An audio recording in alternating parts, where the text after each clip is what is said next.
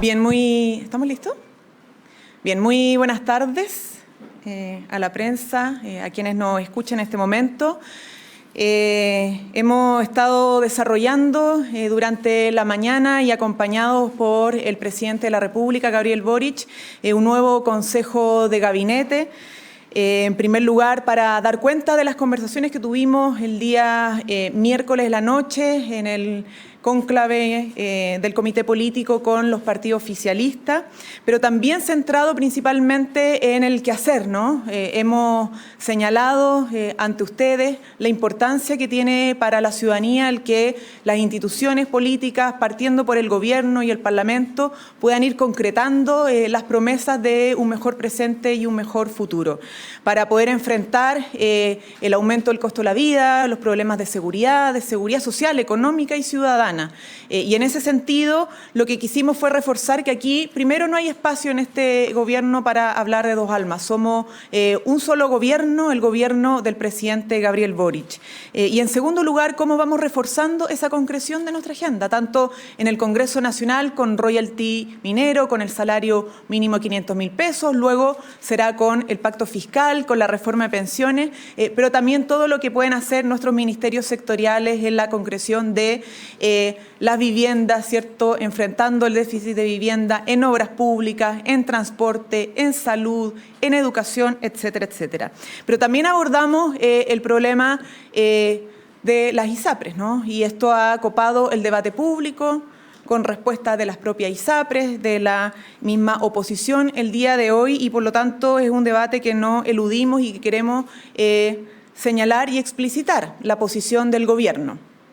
En primer lugar, aquí no hay ni habrá espacio ni a salvatajes ni a perdonazos. Lamentablemente, lo que está pidiendo la Asociación de ISAPRES y la UDI el día de hoy es que el Gobierno no acate un fallo de otro poder independiente del Estado, que es la Corte Suprema, y en segundo lugar, que el no cumplimiento de ese fallo implique un tipo de perdonazo o salvataje. El salvataje es que la crisis que ha generado la ISAPRE la paguen los impuestos de los chilenos y chilenas, no al lugar. Y en segundo lugar, un perdonazo significaría que a los usuarios de la ISAPRE no se les responda respecto a años de cobros indebidos o abusivos en torno a sus planes. Pero además queremos señalar que para evitar eso el Gobierno lo que ha establecido es un proyecto de ley corta, justamente para darles el plazo que se requiera a la ISAPRE en poder presentar un plan de cumplimiento y pago de acuerdo a sus propias realidades, es decir, una flexibilidad para la protección de los usuarios en torno a sus devoluciones que se requieren, ¿cierto? Pero también para que podamos garantizar que el sistema se cuide y particularmente las prestaciones de salud de los usuarios de la ISAPRE. Y además, siendo muy pragmático y con mucho sentido de realidad, el fortalecimiento de FONASA, porque ya FONASA, como un administrador, ¿cierto?, de un fondo de cotizaciones en materia de salud, está recibiendo nuevos cotizantes de la ISAPRE. Y si no la fortalecemos ahora, si no modernizamos ahora y si no abrimos la posibilidad de seguros complementarios, ¿cómo vamos a poder responder de mejor forma a aquellos personas, hombres y mujeres que hoy día están en la ISAPRE y que están migrando a FONASA actualmente? Por lo tanto, reforzar el sentido de responsabilidad que está teniendo el Gobierno y esperar que el debate esté en torno a la defensa de los usuarios, en primer lugar, y a la necesidad de dar cumplimiento de un fallo que es sumamente claro, explícito y que responde a otro poder del Estado. Preguntas. Hola, ministra, buenos días. Tenemos una pregunta para la ministra Aguilera justamente a propósito de lo que planteaba sobre ISAPRES. Sí.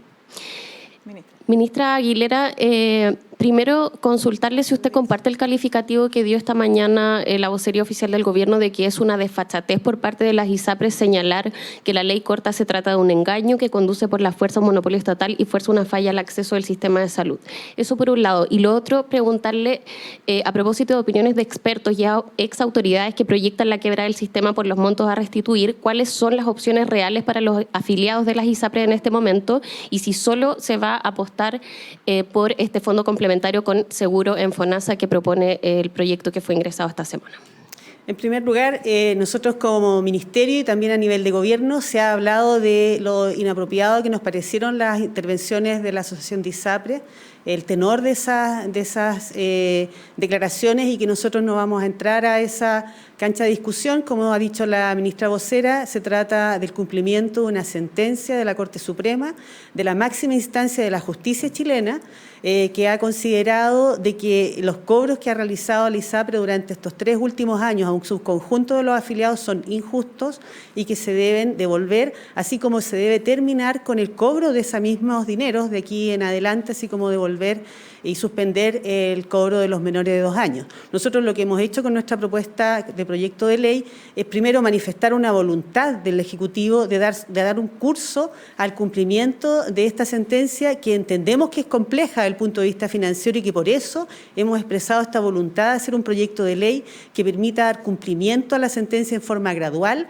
y, como recién se explicó acá, incluso incorporar a las mismas ISAPRES en un plan de pago, diferenciar en el tiempo lo que es la suspensión de estos cobros injustos, que serían en el momento en que se aprueba la ley y se emite la circular de la superintendencia, del momento en que se empiece a hacer las devoluciones de acuerdo a un plan de pago que harían las mismas ISAPRES, y que no solo lo harían las ISAPRES, sino que además sería calificado por un órgano independiente que se está creando como Consejo Asesor de la Superintendencia, y que además todo este proyecto, con esta gradualidad y la responsabilidad, lo que hemos trabajado en escuchar a todos los sectores, está siendo presentado al Congreso, a otro poder del Estado, donde esperamos que se discuta ampliamente, donde todos los sectores van a tener la oportunidad de participar y de ser escuchados, y donde esperamos que se pueda mejorar la propuesta. Ministra, y sobre lo segundo, las opciones reales que tienen hoy día los afiliados de la ISAPRE respecto de lo de FONASA. Sí, justamente lo que nosotros queremos con este proyecto de ley es dar condiciones para una sostenibilidad y una viabilidad del sistema.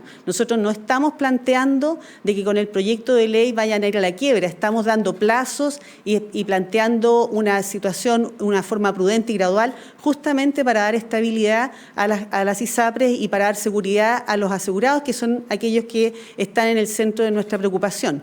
Por lo tanto, los asegurados siguen teniendo sus opciones en las ISAPRES. Las ISAPRES lo que tienen que, por ejemplo, si se aprobara la ley y se publica la circular, el primer impacto financiero de las ISAPRES es que tiene que reducir en un 6% sus ingresos anuales en promedio, con las cifras que dio la Superintendencia de Salud. Ese es el impacto que tiene la reducción de lo que se está cobrando en exceso, más la devolución de los menores de 2 años. Y para eso tienen un plazo en el cual nosotros estamos dando, que es un año, a empezar con las devoluciones, es decir, se separan en el tiempo, son todas condiciones de estabilidad. Se está pidiendo que, por ejemplo, las garantías en relación a este pasivo que se crea por las devoluciones sean manejadas en forma distinta a las garantías de los prestadores. Se está proponiendo un fortalecimiento de FONASA para que la gente pueda ocupar en mejor forma, con mayor protección financiera, el prestador privado, que es otro agente, es otro grupo de interés que también está preocupado de lo que está sucediendo con la crisis de ISAPRE. Las clínicas privadas, los médicos, los laboratorios, los centros donde se hacen exámenes radiológicos, que funcionan con las ISAPRES, también funcionan con FONASA. Nosotros, el componente de FONASA es justamente para fortalecer lo que sucede con el uso de los prestadores privados y que también ellos tengan mayor certidumbre respecto al mercado en el cual están funcionando. Entonces hay una serie de elementos que nosotros estamos creando justamente para que la gente tenga mayor seguridad y siga manteniendo su servicio. Gracias. Buenas tardes, ministra Vallejo o eventualmente el ministro Elizalde. Quisiera preguntarle respecto de las conversaciones en este Consejo de Gabinete sobre la orientación o la intensidad de las reformas en el nuevo escenario político. Usted ya escuchó a la UDI hoy día, esta mañana, diciendo que no hay ninguna posibilidad de que la oposición ayude al gobierno a cumplir su programa si es que no se modifican las reformas. En ese sentido, una pregunta específica es si han retomado las conversaciones con la oposición, por ejemplo, para hablar sobre la reforma previsional. Y, adicionalmente, preguntar si el gobierno ha tomado alguna decisión de invitar o no a la democracia cristiana a ser parte de este gobierno o a trabajar conjunto en alguna materia específica. ¿Podrá complementarme el ministro? Lo primero, nosotros nos queremos quedar con lo que ha sucedido en la práctica, ¿no? Estos últimos días. Sin ir más lejos, en esta semana logramos aprobar en la Cámara de Diputados y Diputadas el aumento del salario mínimo a 500.000 pesos, que además vino acompañado con un fuerte apoyo a las pymes, ¿no? Un subsidio mucho mayor que el que dimos el año pasado para aumentarlo a 400.000 pesos, atendiendo además a un diálogo y una conversación que tuvimos, y en eso contamos con los votos tanto de los parlamentarios de Renovación Nacional, parte de Chile Vamos, y de Bópoli, porque hubo un diálogo, un entendimiento, pero donde todos pudimos ceder en algún aspecto manteniendo la dirección. ¿Y la dirección cuál es? Es mejorar las capacidades de ingreso de las familias trabajadoras que hoy día tienen el mínimo, y acompañando a las pymes, no dejándolas solas. En royalty logramos algo similar y mucho mejor, en el sentido de que logramos incluso mayor transversalidad en la votación de un elemento que es del programa de gobierno. Nosotros hemos propuesto tener un royalty minero, una deuda pendiente en nuestro país hace mucho tiempo, algo que hacen los países con actividad minera en general, para desarrollar más la región, o sea, entregarle importantes recursos a las regiones de nuestro país, a 309 comunas, a 32 comunas de mineras, a través de fondos específicos para su desarrollo territorial, económico, de progreso. ¿Y cómo logramos aprobarlo? Bueno, porque evidentemente en estas cosas hay que conversar y encontrar puntos comunes. Por parte de la oposición se pidió quizá una menor recaudación, ok, pero lo que tratamos de hacer es viabilizar algo que nos permitiera financiar de mejor forma a nuestras regiones con más recursos. Eso es lo que vamos a seguir haciendo. Lo que no podemos hacer es seguir postergando los cambios que nuestro país necesita. Porque si hay alguna desafección, y que no está mal decir alguna, porque hay harta desafección en nuestro país y en el mundo a la política. Y eso se da porque se siente permanentemente que se incumplen las promesas.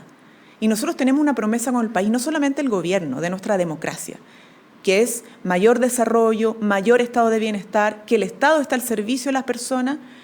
Y qué mejor que poner al Estado al servicio de las personas cuando le damos seguridad social en materia de pensiones, ¿no? Que cuando jubilan sientan que van a recibir realmente la pensión que se merecen. Ese es el centro de la conversación en la reforma de pensiones. Que cuando hay crecimiento económico, ese crecimiento económico también se refleje en la vida cotidiana de las personas. ¿Qué mejor discusión para eso que el pacto fiscal?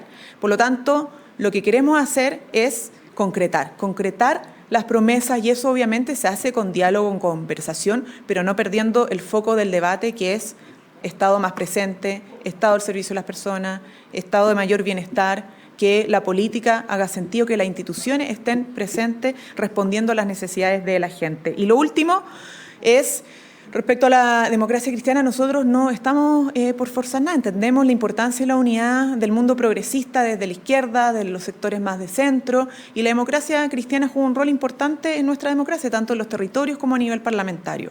Y aquí lo central es que podamos trabajar juntos en las ideas, en los proyectos, en las propuestas. Sabemos que nos hemos encontrado y nos podemos seguir encontrando en el presente en muchos otros ámbitos. Por lo tanto, ese es el espíritu de nuestro gobierno, esa es la invitación, y respetamos obviamente las deliberaciones democráticas y autónomas que hagan los partidos, particularmente la democracia cristiana, al respecto. Para el ministro Elizalde.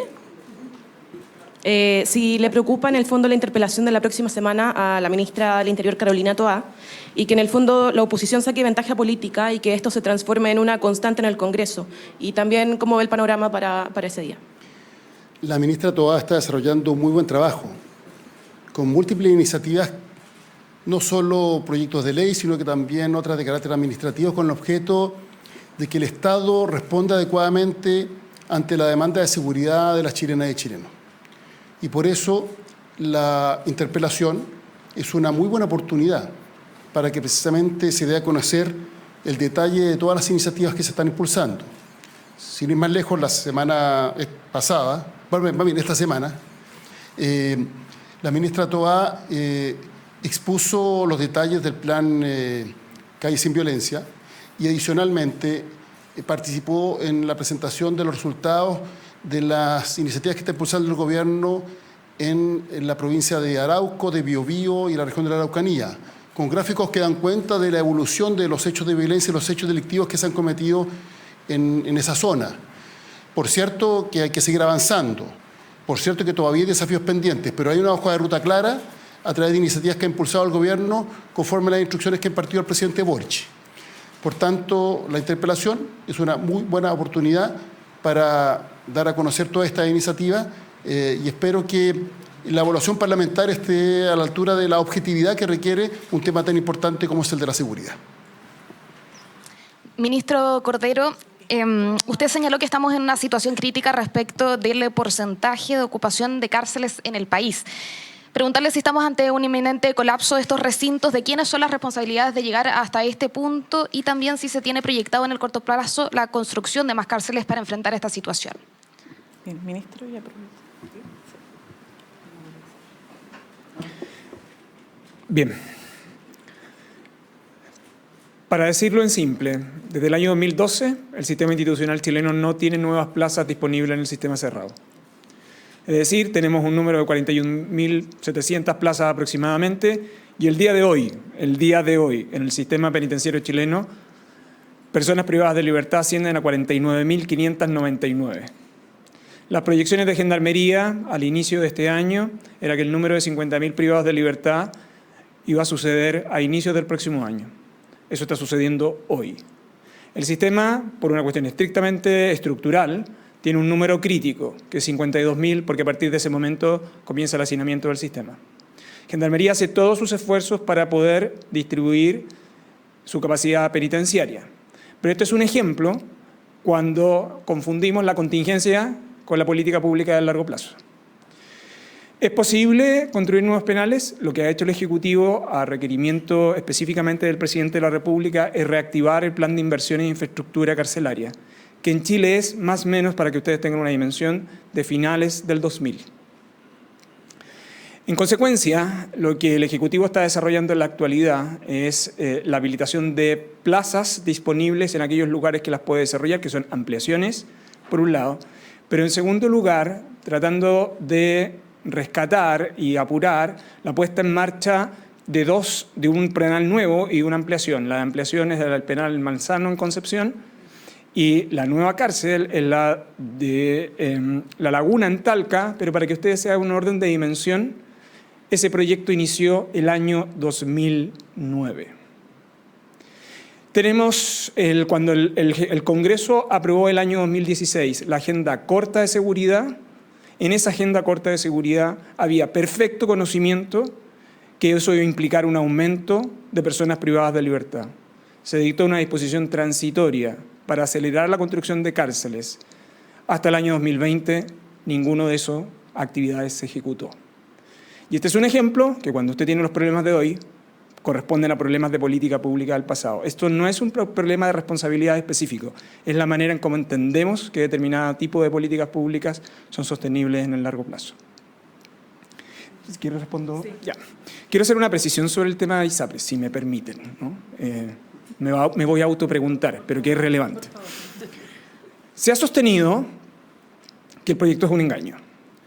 Se ha sostenido que el Ejecutivo va más allá del fallo. Quiero decir que ambas afirmaciones son completas y absolutamente incorrectas.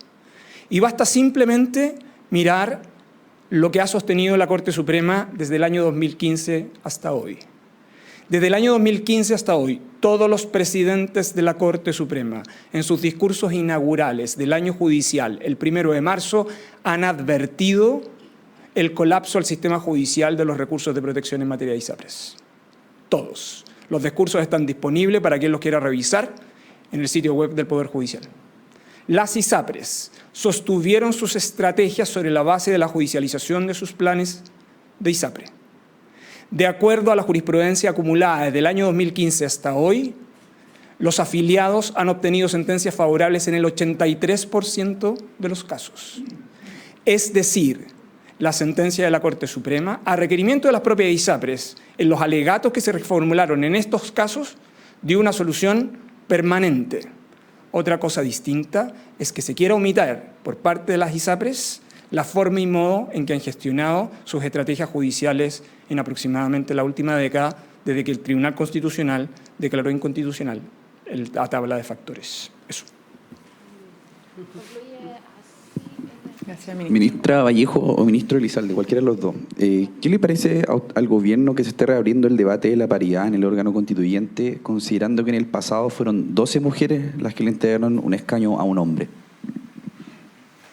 A ver, la discusión sobre la paridad tiene que ver con los derechos de las mujeres, ¿no?, que han sido históricamente postergadas de los espacios de decisión, los espacios de poder.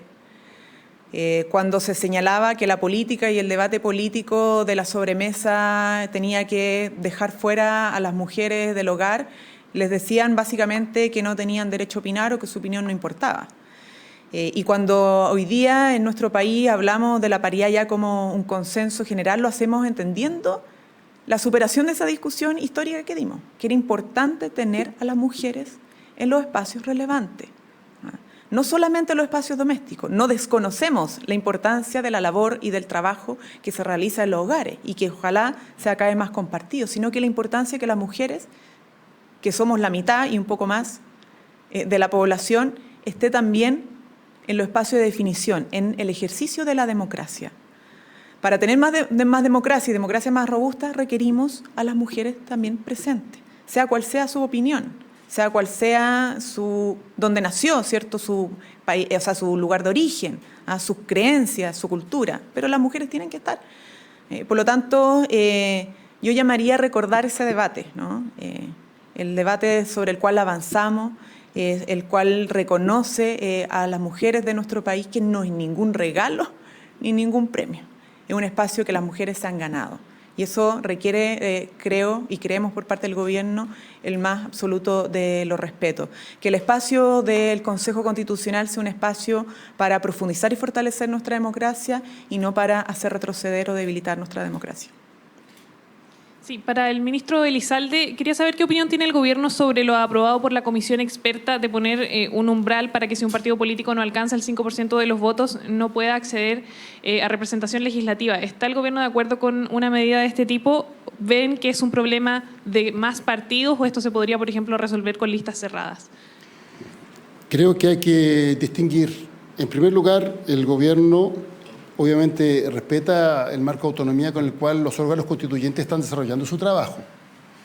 Le corresponde a la comisión experta redactar un anteproyecto y el Consejo Constitucional eligió el domingo pasado, que se va a constituir el 7 de junio, tendrá entonces que votar cuál va a ser el texto definitivo que será sometido a plebiscito. Y aquí hay multiplicidad de puntos de vista y por tanto el gobierno no tiene por qué estar dando una opinión institucional respecto de todos los debates que se desarrollan. Sí, por eso hablo que hay que distinguir, hay temas de principios. Y en el tema de la paridad sí hay un principio involucrado, que tiene que ver la forma en la cual entendemos la democracia. Y por tanto, nuestra postura es que la Constitución tiene que consagrar paridad. Respecto a otros temas, son temas opinables, son temas de carácter técnico, existen argumentos múltiples a favor o en contra, y bueno, será parte del debate democrático. Pero en paridad hay un principio involucrado que tiene que ver con cómo conseguimos la democracia del futuro. El tema de la cantidad de partidos políticos y de lo que usted ha hablado, de una atomización del Congreso, ¿no hay un principio del que el gobierno pueda opinar? Por cierto, que hay que generar condiciones para que las fuerzas que comparten puntos de vista trabajen unidas, pero los mecanismos que se han aplicado a las distintas democracias del mundo son múltiples. Muchas gracias. Que tengan buena tarde.